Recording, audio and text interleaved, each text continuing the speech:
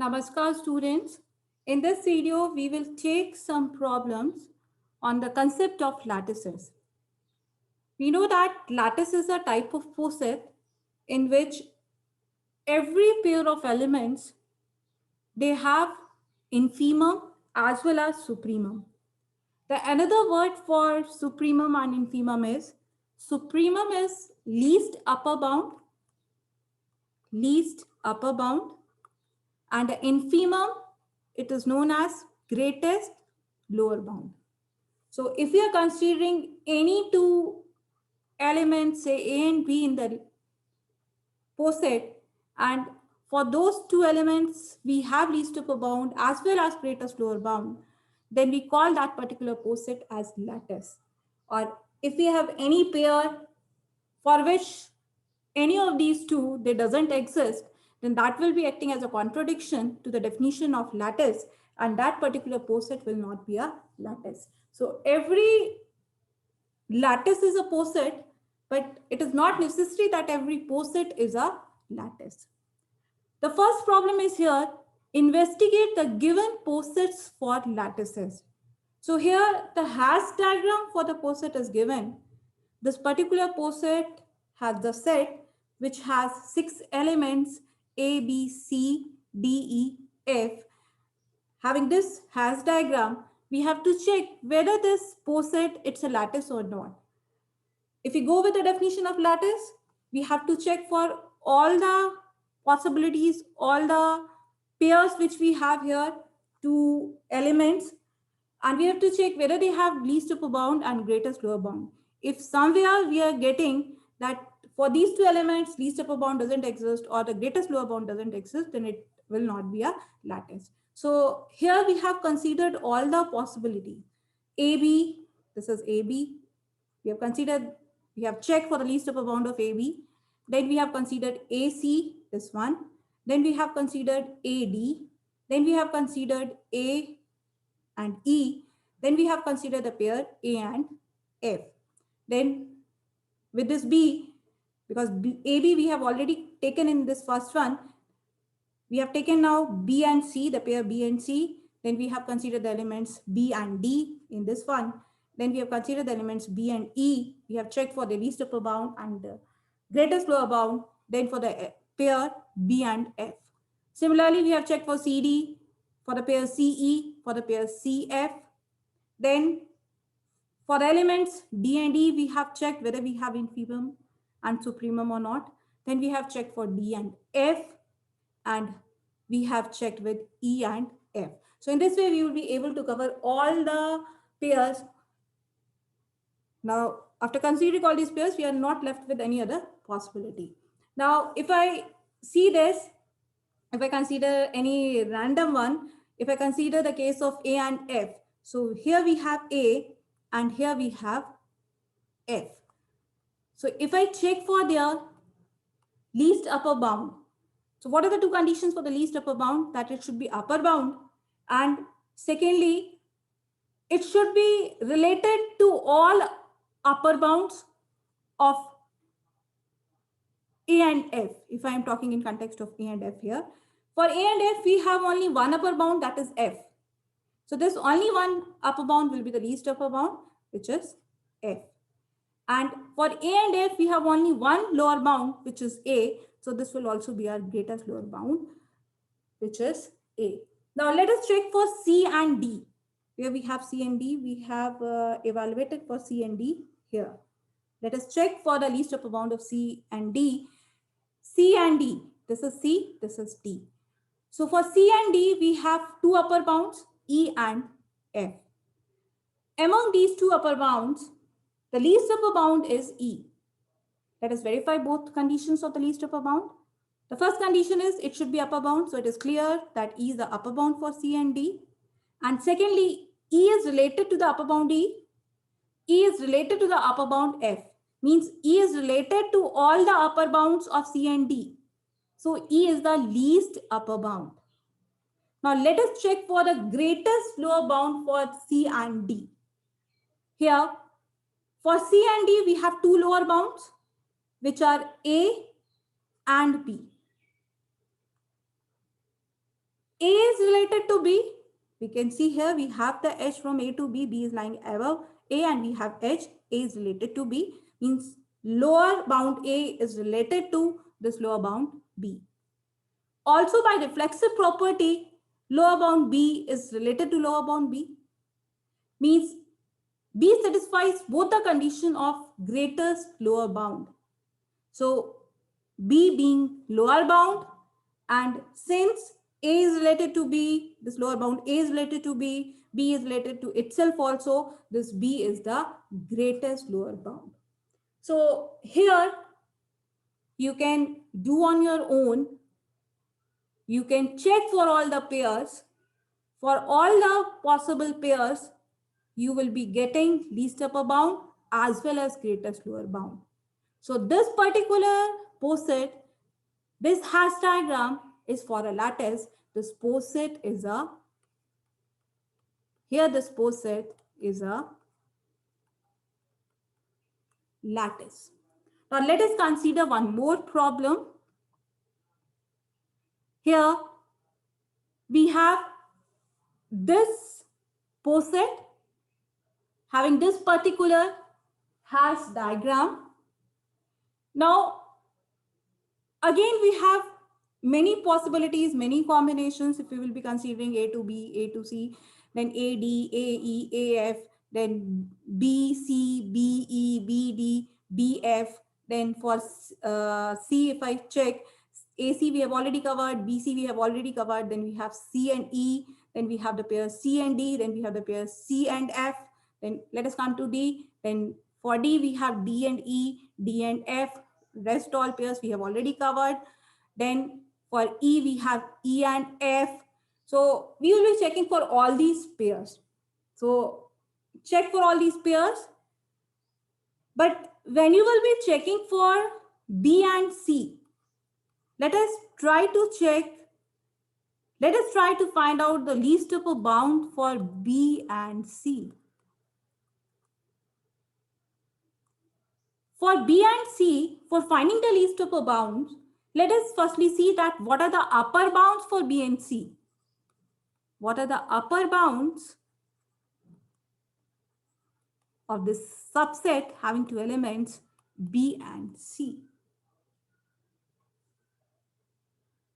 B is related to D. Let us check for D. B is related to D by the hash diagram. C is also related to D. We have an edge from C to D. D is lying above C. So C is related to D. So this D is one upper bound. So D is one upper bound. Let us check for this element E. B is related to E. We can see from the hash diagram, we have an edge from B to E and E is lying above B. It is appearing above B. So B is related to E. We have the ordered pair B comma E in our relation set. And we have an edge from C to E and E is lying above C. So it means that C is related to E. So this E is also the upper bound for these two elements B and C. So this is also an upper bound. We can also check for, because ED, and we have also F here, which is lying above this B and C. So we can check for F also. It is clear that B is related to F because we have path from B to F when we're moving in upward direction. And C is also related to F because again we have path when we are moving from C to F. So B is also related to F and C is also related to F.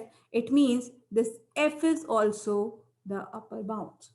So we have three upper bounds for B and C, which are D, E, and this F. Now let us try to find, do we have least upper bound or not? The possibility of least upper bound is among these three, D, E, F. If I check for D, the first property of the least upper bound is satisfied that yes, D is the upper bound. The second property for the least upper bound is that the least upper bound is related to all other upper bounds. It is clear that D is related to D by the reflexive property. We know that poset, they have partial order relation, and partial order relation is reflexive in nature. So this D is related to itself, D is related to D. Is this D related to this upper bound E? Just check from the hash diagram. There is no edge between D and E. They are at the same level. Neither D is related to E nor E is related to D. They are actually not comparable. So we can't say here that D is related to E. So D is not related to E here. So it means D can't be the least upper bound, because the second condition of least upper bound says that least upper bound should be related to all the upper bounds. D should be related to D, D should be related to E, D should be related to F for D to be the least upper bound. But it's not the case here. Here D is not related to E. So we don't have the chances for D to be least upper bound. If we check for E, then the first condition is again satisfied. E is an upper bound. But if we check this E, E is related to E, but again this E is not related to this upper bound D. They are not comparable. So again, E also it gets failed. Now let us check for F. F is upper bound. F is related to F. And if you will see figure, then E and F and D and F, they are also comparable. But the relation is not the same. For least upper bound, if you're saying F is least upper bound, then F should be related to all other upper bounds. F should be related to D, and F should be related to E. But here, it's not like this. Here, D is related to F, and E is related to F. In our relation set, we don't have the ordered pair FD. We have the ordered pair DF. But what we need the ordered pair FD. But we don't have the ordered pair FD. So again, this F is not a least upper bound. So this pair of elements B and C, they don't have least upper bound. So here we are getting a contradiction. We are getting a pair B and C for which we don't have least upper bound. We have three upper bounds, but we don't have least upper bound for B and C. There is no least upper bound for B and C. You can say that the least upper bound or the supremum of B and C, it doesn't exist in this hash diagram. So this hash diagram, this poset is not for a lattice. It doesn't give the lattice. So here, this partial order set, which is having this hash diagram, is not a lattice. In the first part, it was lattice, but here it is not a lattice. So there is no need to check for all other pairs. So firstly, in the hash diagram, just try to find from that hash diagram, just try to check for any two pairs where you feel like that they don't have least upper bound and greatest lower bound. Because if you are able to give the contradiction, then there is no need to check for other pairs. So this is not the case of lattice. Now come to the next one. Show that the given lattice is non-distributive. We know that a lattice is said to be distributive if it satisfies the distributive law. What is the distributive law? A join. Then we are taking the meet of B and C.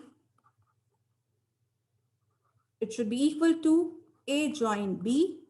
Then we have meet operation, A join C. And its second form is A meet. And now we are taking the join of B and C. And in this case, the right hand side is A meet B. Then we have join A meet C. What we mean by join? Join operation, it means the supremum of two elements. It means the least upper bound of two elements in the lattice. And meet, it means the greatest lower bound of two elements. It means infimum of two elements in the lattice. And it is always defined in the case of lattice. Now we have to show that the given lattice is non-distributive. See, if the lattice is distributive, then these two laws should be satisfied for all the A, B, and C present in our lattice. If for any A, B, and C, any of these two law is not satisfied, then that will be acting as a contradiction. And in that case, the given lattice will be non-distributive lattice. Here, for this particular example, you will be trying all the possibilities. And if you are having some three elements for which any one is not satisfied, then in that case, the lattice will be non-distributive. Here, if we check for the elements A, B, and C, here we are taking this one, second one, distributive law, second distributive law. A meet, and here we have the join of B and C. So firstly, we will be evaluating the join of B and C, means we will be evaluating the supremum of B and C from our Hatch diagram. So where we have B and C, we are having here B, and here we have C. For finding the least upper bound, firstly go with the upper bounds for B and C. What are the upper bounds? Here the upper bound is I only.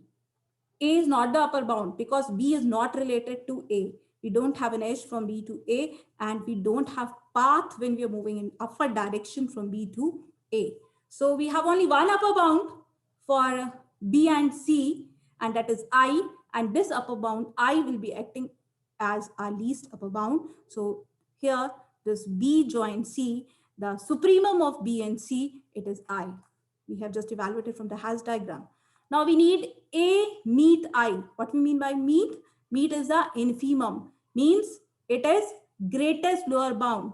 So here we have A, this is our A, and here we have I. For finding the infimum, for finding the greatest lower bound, firstly let us check what lower bounds we have for A and I. So for A and I, we have three lower bounds, which are A, C, and this O. Now the least upper bound, not least upper bound, we are talking about greatest lower bound. Now among these three lower bounds, A, C, O, this A will be greatest lower bound, because we can see in this Hatch diagram, this O is related to A. We have the path from O to A. O is related to A. The C, this lower bound C is also related to this A. We have an edge from C to A. And with a reflexive property, A is related to itself. These are all lower bounds. All the lower bounds, they are related to the lower bound A. So this A is the greatest lower bound of A and I. So this is the answer, A. Now let us evaluate this one. A meet B, then we have join operation, and then we have A meet C. So firstly, we will be finding here the greatest lower bound of A and B. We will be finding the greatest lower bound of A and C from the Hatch diagram. So let us find out the greatest lower bound of A and B. A and B. Lower bound for A and B, there is only one lower bound for A and B, that is O. C is not the lower bound for A and B because B and C, there is no relation, they are not comparable. So we have one lower bound for A and B, that is O. So this O will be acting as greatest lower bound. So we have taken here O. Then let us find out the greatest lower bound for A and C. A and C, they have two lower bounds, C and O. Among these two, C will be the greatest lower bound. So here we have taken C. This is the infimum of A and C. Now we have the join operation. Join operation means the least upper bound. We need the least upper bound of O and C. This is our O, this is our C. The upper bounds for O and C are C, B, I. Among these three upper bounds, the least upper bound is C. So this is C. Now, if we check here for this particular lattice, here from the hash diagram, what we are getting is that for A, B, and C, this distributive law does not hold.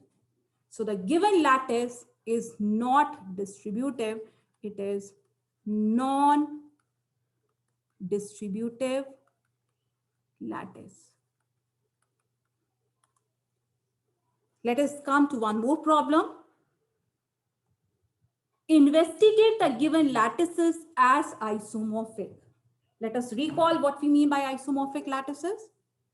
Two lattices are said to be isomorphic if we are able to define a bijection between those two lattices such that for that bijection which we are defining between those two lattices, say they are L1 and L2, then if we are finding the image of join of A and B, then it should be join of their respective images. And similarly, if we are finding the image of meet of A and B, then it should be meet of their respective images. As this function f between two lattices need to be bijective, one and onto. So the first thing which should be there in our mind when we are checking two lattices for isomorphic is that they have same number of elements, because only then we can define a bijection between two sets. Here, if I name this one as L1, these are two operations, join and meet. And if I define the second lattice as L2, here again the operations are join and meet. Join means supremum and meet means infimum. Here, L1 has 4 elements, A, B, C, D, and L2 has also 4 elements, 1, 2, 3, 4. So since the cardinality of both of these sets, L1 and L2 is same, so there are chances of defining the bijection which satisfy these two conditions. Now, how we will be defining the bijection? See here, at this level we have A, and at the next level here we have two elements B and C. And a similar is the case here. Here we have one element, which is 1, and at level higher than this, we have two elements like this. Here we have BC, and here we have 2, 3. And on the uppermost level in these two lattices, we have only 1, 1 elements, which are D and 4. So from this, we will get an idea that how the mapping should be defined so that these two relations, they get satisfied. These two conditions, they get satisfied. So for that, let us map this A, this element A. It should be mapped to which element? It should be mapped to this element, which is lying here at the same position, at the bottommost position, which is 1. Here this 1 is related to all the elements of this lattice. 1 is related to 1, 1 is related to 2, 1 is related to 3, 1 is related to 4. And which element is playing this? Which element is having the same thing in this first lattice? That element is A. A is related to A is related to B, A is related to C, A is related to D. So we'll be considering that as we are mapping here A with 1. Now let us check for B. B is related to D. So here we can map this B to this 2. 1 is related to 2. Here A is related to B. Here this 1 is related to 2. And this B is related to D. Similarly, here this 2 is related to 4. So let us map this element B of lattice L1 to the element 2 of the lattice L2. Now for the C, at the same level, we have here 3 in the lattice L2. So let us map this C with 3. And then we have left with 1 element in both of these lattices. In lattice L1, we have D, and the lattice L2, we have 4. So let us try to map this D with 4. We will be able to construct bijection by hit and trial method. I have given you some hint that how on the basis of hash diagram, you will be mapping the elements of one lattice to the elements of second lattice. Now, if I check here for say A and B, A and B. Firstly, I need the join of A and B. Join of A and B means the least upper bound of A and B. So the least upper bound of A and B is B. And what is the image of B? The image of B is 2. Now, if I see this right-hand side, for the right-hand side, we need the join of the images of A and B. The image of A as per our mapping is 1. A is mapped to 1. When we have join operation, image of B as per our mapping is 2. And if we find out the join of 1 and 2, now 1 and 2, these are in the lattice L2. The join of 1 and 2, we have two upper bounds for 1 and 2, which are 2 and 4. And if we check for the least upper bound, then that will be 2. And here this is verified that f of join of A and B is here, join of their images. Similarly, we can verify all other pairs, and in all the cases, these two conditions, they will be satisfied. So here, this we have tried to construct this map and it is working. So we will be defining it in the proper way now. We are considering here the function f from L1 to L2, where f of A is 1, f of B is 2, f of C is 3, the image of D under this map F is 4. Clearly, here this F is 1, 1. Distinct elements have distinct images. Also, it is on 2. All the elements of codomain 1, 2, 3, and 4, they have their pre-images in L1. Here, range is equal to codomain. So here F is a bijection, and we can verify that for any two elements A and B, as we have seen here for 1 and 2, these two conditions, they will be satisfied. So here these two lattices, L1 and L2, they are isomorphic, and the function with which we have proved that these two lattices, they are isomorphic, is here this function f. If two lattices are isomorphic, their structure will be almost same. Their hash diagram, they would look same. Means at one level, here at the lowest level, the bottommost level, in both we have one element. Then on the upper level, this first level, here we have two elements, and here again we have two elements. And in this uppermost level, in both lattices, we have only one element. So there are many chances here that it is possible here to construct the bijection. And this bijection will work here. And with this, we will be able to prove that these two lattices, they are isomorphic. So in this way, we can do other problems based on the concept of lattices.